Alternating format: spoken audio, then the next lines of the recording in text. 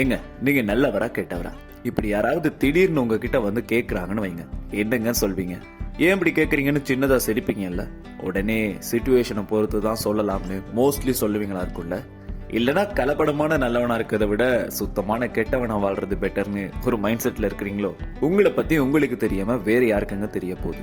சரி சொல்லுங்க, நல்லவன்னா யாரு? என்னென்ன நல்லது? ஒரு நல்லவனா இருக்க என்னென்ன பண்ணணும்? எங்க எல்லாருமே நல்ல பேர் எடுக்க தான் ஆசைப்படுறோம்ல. அவரு ரொம்ப நல்லவராச்சு அப்படின்னு நம்மளை பத்தி பேசணும்னு தோணுறதெல்லாம் நியாயம் தாங்க, தப்பே இல்ல.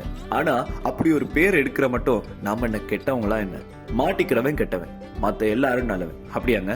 சரியா போச்சு உங்க கணக்கு.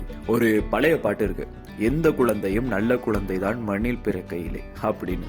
ஆக்சுவலி இங்க எல்லாருமே நல்லவங்க தாங்க, எல்லாருமே ரொம்ப ரொம்ப நல்லவங்க. சில சிச்சுவேஷன்ஸ் தாங்க அவங்கள சேஞ்ச் பண்ணுது. நல்லா யோசிச்சு பாருங்க. இந்த ஆசை, போட்டி, பொறாமை, ஈகோ இதெல்லாம் தாங்க பிரச்சனை இல்ல, ஒரு மனுஷனையே மாத்திடுது. பொய் சொல்றதுல இருந்து கொலை பண்றது வரைக்கும் எல்லாத்துக்குமே ரீசன் இருக்கும். அந்த ரீசன் உருவாக்குற முடிவுகள் சில நேரம் நம்மளையே முடிச்சிடும்.